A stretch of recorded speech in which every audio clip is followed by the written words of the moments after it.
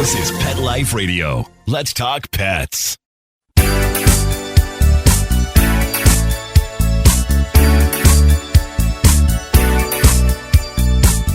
Hello, you're listening to Animal Party on Pet Life Radio. And if you've been listening to me talking on the radio for a few years, you probably remember back in 2021, I was talking a lot about coyotes. Yes, coyotes were biting people in the big park here in downtown Vancouver, British Columbia, Canada. Huge, beautiful park in the middle of downtown. Forest and sea and ocean, beautiful, beautiful 10K run around the outside. It's a lovely place, Stanley Park.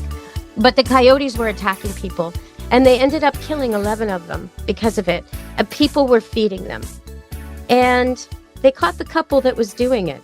It was a 70-year-old couple, and they finally went to court, and they're going to end up paying quite a lot of money. And because it was intentional. They were feeding the animals intentionally. They say they were trying to feed birds and smaller animals and not the coyotes. But at the time, it was all over the news, and children were being hurt. People were being hospitalized. Grown men were being chased. So in the end, they caught the people who were actually feeding the coyotes. And hopefully they did it in a very public way so people will stop feeding wildlife. All it does is put people at risk and the animals at risk. So around here we say a fed bear is a dead bear. So don't feed the wildlife. If you really want to get close to them, get a zoom lens. Don't feed them. Okay, everybody, we are here today with Souha Ezzedeen. This is our second show because last time we ran out of time. It was just too good. And we're talking about the Way of Life dog training, which is her new book. And there's going to be links posted alongside this show. If you want to buy the book, and I think you should, all you got to do is click. So welcome to the show, Souha. Thank you. Thank you for having me back. Well, last time we talked about socializing your dog and the attitude of the handler. Yes. And the drive and food and how to use that to train the dog. So we kind of covered 3 of your main points, but we didn't get to number 4. So when you're reshaping the way your dog thinks about you and its world, what's number 4? Number 4 is what I call managing space and boundaries. So I'll give you an example, Deb. When we first bring a dog home, one of the things we love to do with this new dog is give this new dog the run of the house, the run of the yard, take him to the off-leash dog park, take him to a hike and cut him loose in the woods. Take him to the office, take him to the mother-in-law, take him to the park, take him to the pet store. Yes, exactly. Take him not only everywhere, but also to give a level of freedom that is not appropriate for the level of relationship that we have with that dog at that time. It is no wonder so many dogs that are new, that are freshly acquired, freshly adopted, get lost so quickly because we're not careful of maintaining space and boundaries with a dog that is not yet attached to us, a dog that doesn't know us yet, a dog that could be freaked out, wants to go back to wherever they came from. So we need to establish space and boundaries with new dogs and then eventually loosen up. But if we start off loose, we can never end up with a dog that can handle freedom responsibly. I want to tighten up the level of choice that a dog has in the beginning and then eventually give them more and more and more with time. Ultimately, the aim of the Way of Life method is to raise dogs that are sound, strong, and spirited, and that ultimately can enjoy a life where, to the extent that I can, I don't need to have a leash on this dog, that they can really enjoy freedom of movement, freedom of choice, but that they would have been raised, Deb, in a way that they can handle that. But we're putting the cart before the horse and giving this dog freedom that not only they're not ready for, but that is not their highest priority. When a dog is new in my home and they're a rescue and who knows what they've experienced already, their priority is to feel safety, which I give through structure and minimizing freedom. And then eventually freedom becomes something that we practice over time, and it becomes the result of dog guardians that would have taken their time at foundations, taken their time with that primordial socialization I talked about earlier. And then eventually freedom, like trust, becomes the result of a way of life that's been designed correctly. I want to ask you at this stage, because recently in England, they decided to make a ban against what they call XL Yes, bullies. I heard. Yeah. American bully dogs. Well, I'm just going to tell the audience too. So it's basically the pit bulls and the large American bulldogs and anything square faced and tough looking that you might think of as a bulldog is now you have to spay and neuter. You can't breed, you can't sell, you can't rehome. If you have one now, you can spay, neuter, microchip, get huge insurance. The police will call on you to make sure that your place is appropriately set up so the dog can never escape. I mean, the measures are huge. And Right. there's in public, they must always be on lead and muzzled. It makes it very, very difficult to want to own one of these dogs. Your life will be extremely curtailed and the cost is huge.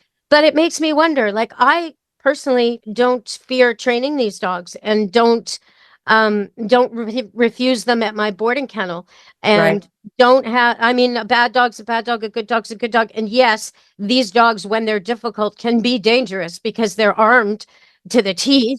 And some of them, I did a show with Dr. Stan Corn years ago about this, and he mentioned, or maybe a year ago, he mentioned the fact that because so many bad apple people are breeding for bad reasons, this type of dog, the gladiator fighting dog, has bad members overrepresented in their genetics because that's what they've been shooting for all these years. The same way hunters wanted good retrievers who wouldn't kill the duck, these people have been breeding for opposite traits. So the market gets flooded with their rejects. So there is the fact that these dogs, perhaps because of the bad breeding, may be more of a risk. But I just shudder when I hear a breed law like this. I just think it's so indiscriminate.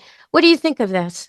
Yes, well, here in Ontario, as you know, we also have a breed ban on, pit bull or pit bull type dogs. And I agree with you, Deb. I'm not a fan at all of this kind of broad, sweeping legislation where many dogs will definitely be treated very unfairly because of others that, have, as you said, the many bad apples where now they've contaminated the entire breed in the mind of the public and therefore in the minds of politicians looking for, quick quote unquote solutions that don't work. Those sweeping breed bans end up really hurting the animals more than any other stakeholder and not doing much to educate the owners, the handlers, and even the trainers that deal with these kinds of dogs, because they tend to be treated with a great deal of harshness and force because we think that that is what the breed requires.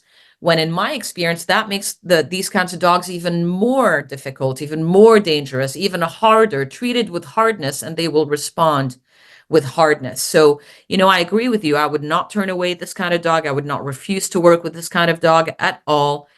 And, I find that the breed excuse is one of those ways that we explain dog behavior, and I talk about that in the book, that is not helping us. Now, that doesn't mean that the breed doesn't have its place in the entire equation of a dog's behavior. Breed is powerful. It's very powerful. Like I tell Sheltie owners, if you call a Sheltie and you walk toward it, it will not come. It's bred to follow. Like you just can't do it. But you can walk toward a lab and call it. It'll sit and wait for you. It's a different breed. There are breed differences, and to deny breed differences, it's disenchanted, it's not helpful. Of course, the breed matters, but my entire philosophy, as I said, is based on the way of life. What does the way of life of that dog look like? Let us design a way of life that makes sense and eventually give it some time. And now we have a steady dog on our hands. But unfortunately, this has been happening so much, so frequently. One incident can be one too many, and now you have these kinds of actions on the part of governments and jurisdictions, etc. I began my volunteering career, Deb, at Toronto Mhm. Humane Society in the wake of the pit bull ban here in Ontario. And it was Uh, unbelievable the number of dogs that made their way into the shelter. There were even some dogs that had stayed there for months and months and months until their owners could figure out a way to get them back and out of province. Or so we not only took on dogs and then put them up for adoption or tried to get them out of province, but also there were dogs that we housed for a while until they could go back home. So it was it was heartbreaking to see that many dogs suffering as a result of this kind of generalization. So anyhow, the breed matters, but so does the way of life. So again, I would Yeah. ask questions. How did we socialize this dog? How did we train this dog? Did we train it harshly? Did we train these dogs to actually be even more prey driven, be even more powerful? And there are ways to settle them down. So I'll give you an example is that we have this idea that with this kind of a dog that they need to be exercised a lot, that you need to put them on a bike or you need to put them on, take them on, running by your ATV, right? High intensity, high energy kind of exercise. Well, that has its place, but one can overdo. Yes, because then you get an extreme athlete who never gets Yes, enough. I've seen that. correct. I've seen that with the standard poodles, which is not a serious problem. But my standard poodles who live here, when they're in their prime, they run with every group of dogs. They're in such peak shape. If I take them on a 10K run, they come back and keep running. Like there's just no limit when the dog's that super fit. And you don't want a dog with behavioral problems to be super, super, super, super athletic and fit and intense and craving exercise every day. I totally agree with that. That There's is a okay place to do, for it. though. But if you know how to manage the other aspects of the way of life in a way that balances out the high energy, high intensity exercise that, let's say, you want to give your dog, that is all right. I'll tell you where I see this, Deb, is in clients that come to me with very sporty dogs. Yeah, like Vizslas. They're in agility, they're in flyball, they're Right. in barn hunt, they're in herding, they're doing all these sports. And the dog is, constantly stimulated and energized and exercised in those ways. And then we come back home and related to the aspect of space and boundaries, we come back home with this high drive, high intensity dog, and then we give the dog freedom around the house. No, you have a dog like that you have in sport, that you have in high intensity exercises and activities, come back home and rest them, you know? Yes. Yes, like police dogs. They don't work every day, every Exactly. hour. Yes, Example. where they can just tune out and go to sleep. Correct. And work is not, it's not time to work. Okay, we're going to go to a break and we're going to come back on Animal Party Pet Life Radio with our guest, Souha Ezzedeen. Stay tuned.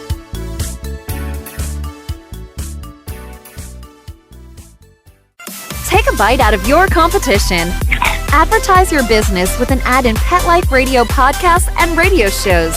There is no other pet-related media that is as large and reaches more pet parents and pet lovers than Pet Life Radio. With over 7 million monthly listeners, Pet Life Radio podcasts are available on all major podcast platforms. And our live radio stream goes out to over 250 million subscribers on iHeartRadio, Odyssey, TuneIn, and other streaming apps. For more information on how you can advertise on the #1 pet podcast and radio network, visit PetLifeRadio.com/advertise today. Let's Talk Pets on PetLifeRadio.com.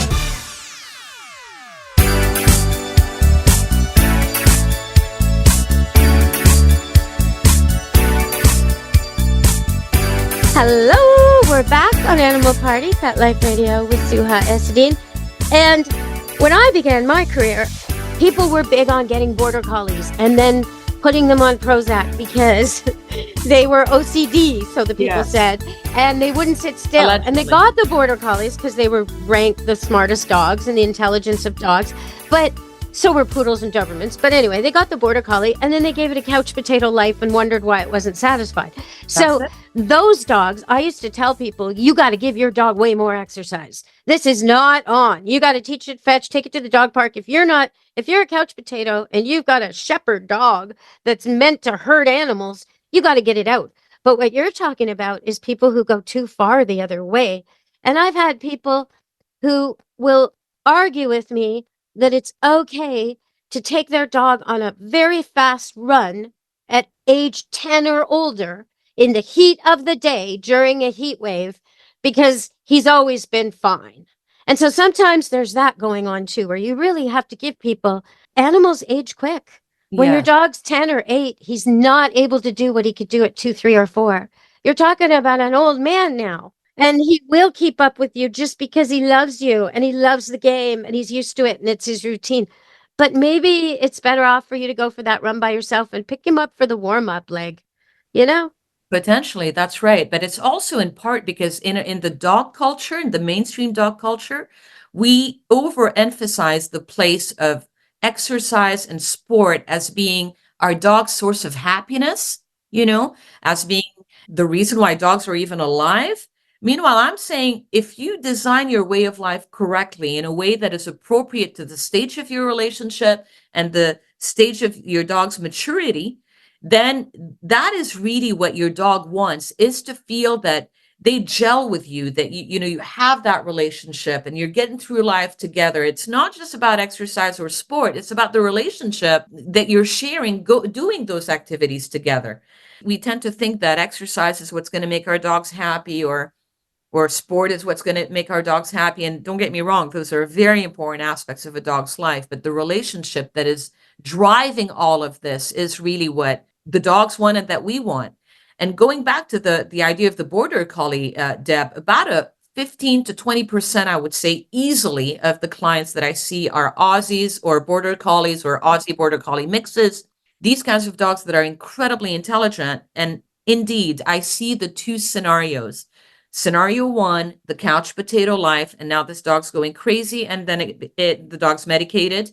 Then the other scenario is the dog where the human thinks, the guardian of that dog thinks that the only way to make this dog happy and sound is by the sporting life. Monday at barn hunt, Tuesday at agility, dog diving on the weekend, whatever else. And then very poor management. Poor dog. You see kids like that, right? Yes. Kids who are so strung out because they're in a hurry to get to karate because they just left dance, They're And it's like, does this overscheduled. kid ever get to rest? Correct. And the dogs also need the rest, but not only the rest, they need to come back to a situation that is structured, that is regulated, where they can rest. So I tell my people that if you're asking so much of this dog in the training arena and the herding arena, in trialing, in sport, etc., when you're coming back home, why are you asking your dog to now be social with everybody? The dog is spent. The dog is tired. They need rest. And I see it a lot where dogs that are very sporty come back to a home where there's other dogs, they're put together all the time. There's no one-on-one time, no one-on-one rest. And so this all pertains to the other pillar of the way of life method, which we're talking about, space and boundaries. If I have a dog that is very sporty, that is active, I need to give that dog some boundaries around the other expectations of life to help balance out the very high energy lifestyle with a calmer lifestyle when we're outside of the training arena, if that makes sense. We're going to go to break, but before we do, I wanted to, you just reminded me of this dog I knew. His name was Spook, and he was a border collie. And the first time I went to meet him, because the owner said he was very destructive and he wouldn't come when called and he could never be off leash. And I'm thinking, what's the matter with you? Thinking that about the owner. How can you have a border collie who doesn't, like, this just made no sense to me because they're just so easy to train for someone like me. Anyway, so I went to this guy's house, and one of the first things the dog was doing that I witnessed was so adorable. It was taking the shoes of the tenant and the owner and just compulsively kind of rearranging them. So all the outdoor shoes would be on one side and all the indoor would be on another. And the dog would lie down and then he'd wait. And if no one said anything, he'd go back to the shoes and rearrange them again. All the men's shoes and all the ladies' shoes. And then he'd rearrange them again, but always in pairs too. And so one of the first things I had the guy do was the simple get my shoes. The dog started to get him his slippers. He started to get him his shoes. And it like gave a purpose to this thing the dog was already doing. The next thing I did was get them on a proper walking regime because the guy worked really long hours and he expected this adult dog to walk itself in his backyard alone. Like, that's not exercise. A yard and a dog alone is not exercise. So we're going to go to break and come back and talk a little bit about stimulation, I think, with Souha.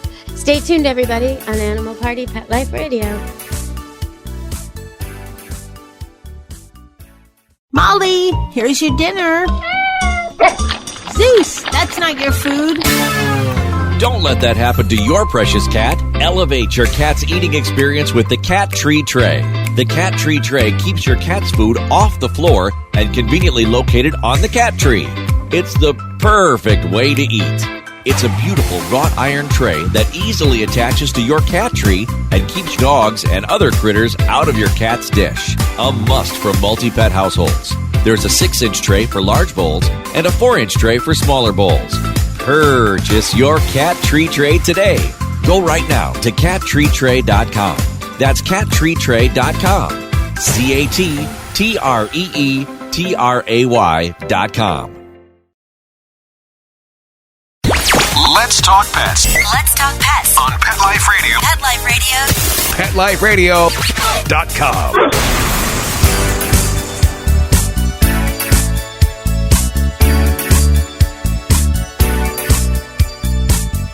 Hello, you're back on Animal Party Pet Life Radio.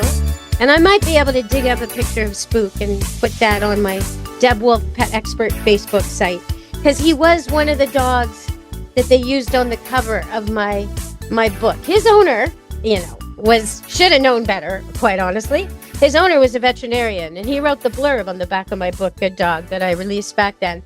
But he really did think that a big yard and a dog alone was good enough. How many times do you find that in your practice? Oh, I come across it a fair bit, the idea that, well, we live on a big property, we don't need to go anywhere, or, we have a yard and we don't need to go anywhere. Now, here's the thing, though, Deb, is that, there's a time when it's actually appropriate to just stay on property for a little while and to just not go anywhere and use your yard to exercise the dog and then go back inside and go back out in the yard, exercise the dog, and then go out into the world.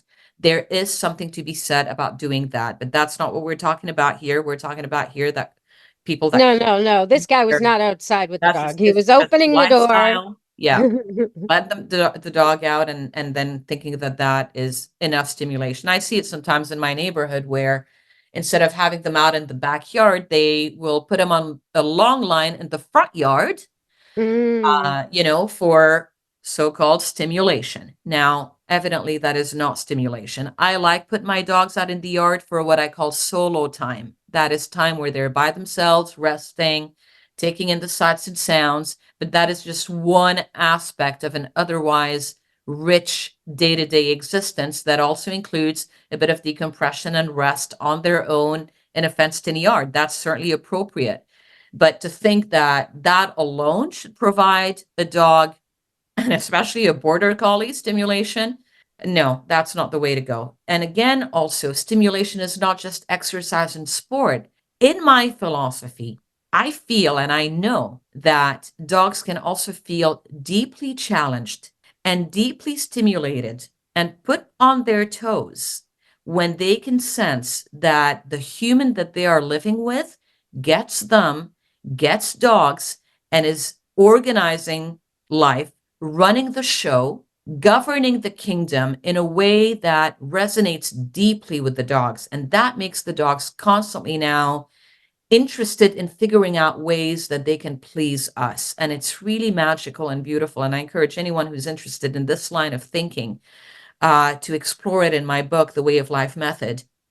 And so what ends up happening is that when I am on top of things, that is also stimulating for the dog. Now, that doesn't mean that sport is not stimulating, that toys and games and hikes and sport and enrichment toys, they all have their place. But what is ultimately stimulating, I think, for a dog is a human that really gets dogs. That is very interesting and exciting for a dog. And what does it mean to get dogs? It means to organize the way of life, design the way of life with the 4 pillars that I discussed in a way that makes sense to the dog according to where we are in the relationship. So I've mentioned this point several times already, so let me talk about it. There are stages to relationship. There are stages to development. When I first meet someone, the relationship is different than this person and I 5 years down the road, than this person and I 15 years down the road.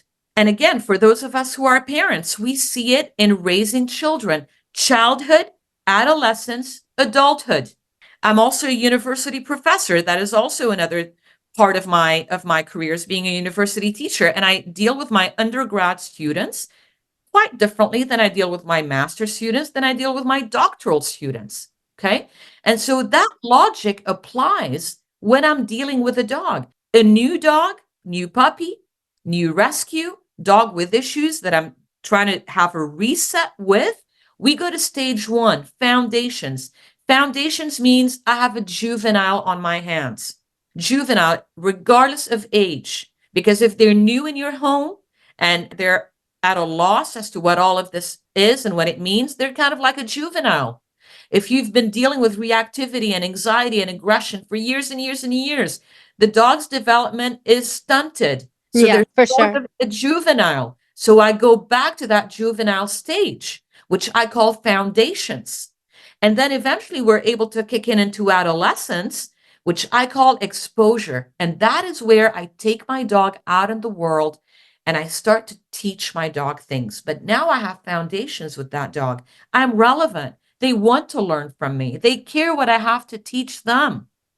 And then as they start to develop education in the world, success in the world under my guidance and with my leadership, now we're ready for adulthood.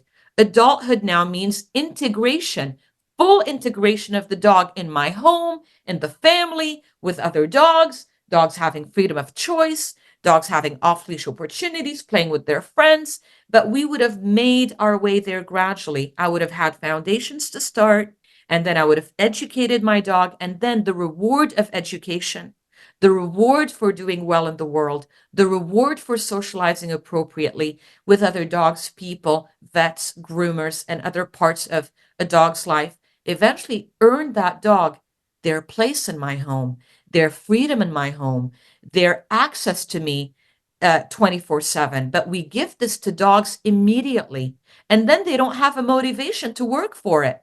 Meanwhile, all dogs want to work for their place. And I don't care how big or small, fluffy, cute, Bully XL or Maltese, doesn't matter. They all want to earn their place in our home. But we give it to them immediately, unconditionally, without the benefit of foundations and without the dogs having proven themselves to us that they've earned, that they've deserved it with integration. We touched a little bit about breeds, border collies, Aussie Sheps, and pit bulls. But I wanted to ask you, because I kind of divulged that I love working with border collies. There's a lot of dogs I love working with. There's some that frustrate me, though. And I want to know, is there a breed that challenges you or frustrates you? Such a good question. You know, I would say no. And I would say no with confidence that it's not the breed that can challenge me. But what can challenge me sometimes is the human handler's understanding of the breed or their conviction that a breed cannot do this or is not able to do this. That is what frustrates me more, is when people put limits on what their dogs can do. Can you give me an example? Like, not the name, but the type of dog and what they thought the dog couldn't do? Yes. So, for example, I have a client of mine that lives in the city, has come a very long way with the dog. The dog is, to be able to take this dog places. And luckily, we live in cities. I don't know about Vancouver, but here in Toronto, we are able to take our dogs on buses and subways and trains. Mm-hmm. And it's fantastic. But we also need to have dogs that are confident enough to be able to handle it. So, just as an example, with this particular client, she was able to do an excellent job getting her dog on the train, getting her dog on the streetcar, but there's something about the bus that she felt he would have a hard time with, and she continued to think that he wouldn't do well taking the bus. And meanwhile, I'm putting pressure on her and saying, he can do the bus, and I want to talk to you at the end of the week, telling me that he did the bus and you took the bus. And I'll get a message saying, we took the bus. He was a little bit bothered by the sound of when The brakes. Yeah, exactly. The brakes. I know. I've done that training before. But otherwise, he was a Trains have champion. loud brakes too, and He trucks. handled it just fine. But I was, trying to get the human to see the potential in the dog. Now, does that mean that all breeds can do all things? No, of course not. But that is a far cry than me putting limits that may or may not be there. Yeah. I mean, some situations where I have breeds, like there was this guy, he had this huge lake right next to his house, and he really wanted his golden retriever to be trained not to swim. Right. That was a tough one. Okay. Right. Like sometimes, or I have trouble sometimes with what I would call the simpler breeds. Like it can take a very long time for a pug to even learn its name. Have you not discovered this yourself? That some learn more slowly and have a lot of trouble with memory? So learning slowly, learning quickly, absolutely. That I would place that in the department of, let's say, cognitive intelligence, Deb, right? The ability to learn new tricks, do different things, able to handle more complex skills like a border collie. I mean, they're just kings when it comes to, And they're visual, so that's helpful too. they're incredibly smart. And I have 10 years of herding under my belt. And so I have seen these dogs in action. It's absolutely beautiful. But I'm coming from a slightly different angle, is that if the way of life is organized correctly, even breeds that, let's say, don't get it as fast as, let's say, a border collie might, because the way of life is organized well and they're not stressed and they're handled well, and we're working with them according to who they are, they start to display a greater potential than perhaps we thought going in, if that makes sense. But absolutely, there are breed differences in terms of catching things and learning things. Yeah, and things like Irish Wolfhounds and St. Bernards. I've had quite a lot of times where I've been hired just to teach them something specific, like don't be afraid of the stairs on our new house, or come into our new car. Our new car, which is the exact same model as our old car, and we bought the same model because we knew you'd have problems, and now you think you can't fit anymore. Right. Stuff like that would never happen with a border collie, right? Like it just, Right. or a poodle, a standard poodle. Can you imagine? Like, what mental lapse would it take for a standard poodle to make that mistake? But these dogs are huge. St. Bernards are worried they're going to fall through, and rightly so. So, so some of the breed differences, I think, are just common sense, really. Absolutely, they are. Certainly they are. And to the point that you made earlier, sometimes there's just a very poor match between the people they want and the breed and what they want. I think it was around this time last year that I was on a call with a world-renowned surgeon who works, I mean, she's always in hospital, she's always working. And guess what kind of breed did she call me about? A border. You're like, A border why? collie. Why? A border collie that is in daycare every day, and that's also, the social stimulation is important, but it's been my experience. Maybe it's been different for you, Deb, but it's been my experience that with these working type dogs, the Aussies, the border collies, we think that social stimulation is what they want. It's been my experience that they are more about working as opposed to socializing. They're more about doing something that has meaning and purpose as opposed to just tearing around, playing with other dogs. They want to perform as opposed to just play. And this woman just could not, this world-renowned surgeon could not possibly meet that dog's need. And she was actually on some level even a little bit surprised when I said that I would want her to consider whether they were an ideal fit for each other. She didn't think that a trainer would talk about fit, but I have to talk about fit and ask whether a person is really able to deliver what this dog needs. Sometimes we can compromise, but sometimes, as in this case, compromise was just not possible. Have you ever had a dog you gave up on, or a person dog combo? You had to say to them, I can't help you anymore. Not yet. Oh, good. Oh, good. Yes, not Well, yet. everybody, that means she won't give up on you. If they want to reach you or get your book, how do they do that? Excellent. So you can find out more about me and my Way of Life dog training at wayoflifedogtraining.com. You can find out more about the book and where to find it at thewayoflifemethod.com. That's the name of the book, The Way of Life Method, How to Heal Your Relationship with Your Dog and Raise a Sound, Strong, and Spirited Companion at any age. You can find on my website my blog. You can find at Way of Life Dog Training /newsletter, my newsletter archive, and a place to sign on for my mailing list to get news, to get monthly articles, events, updates. And for anyone who is reading the book and starting with the method and implementing the method and experimenting with the method, I would really encourage them to join a growing group I have on Facebook called the Way of Life Method Working Group, where people who are reading the book and who are challenging the method get to come together and share updates, ask questions. It's been wonderful to see how people are doing so wonderful with this method, but it is different, Deb. It's a different way of thinking about dogs. It's a different way of thinking about how to fix problems. We go beyond labels. We go beyond excuses, including breed excuses, including the excuses we make about these dogs being rescues and damaged goods and they're traumatized and they're never going to get better. You know, we look beyond all of that. I say until you've tried the way of life, you've not tried everything, because people who come to me tend to be folks who would have tried Everything else first. That's Yes, right. I know. exactly. That's what I get too. I never get the easy come sit stay heal anymore. I get the Exactly. bit the nanny doesn't like grandma. They would have gone to the corrective trainers. They would have tried different tools. They would have Yeah. tried medication, and they're not able to solve their problems. They're desperate, but also now open to a different way of doing things because nothing that they've tried has worked. And those tend to be, successful way of life clients. Those that have minor issues and have not tried everything, they're not really interested in the big makeover that I'm suggesting. They just want a little renovation. Meanwhile, I'm saying,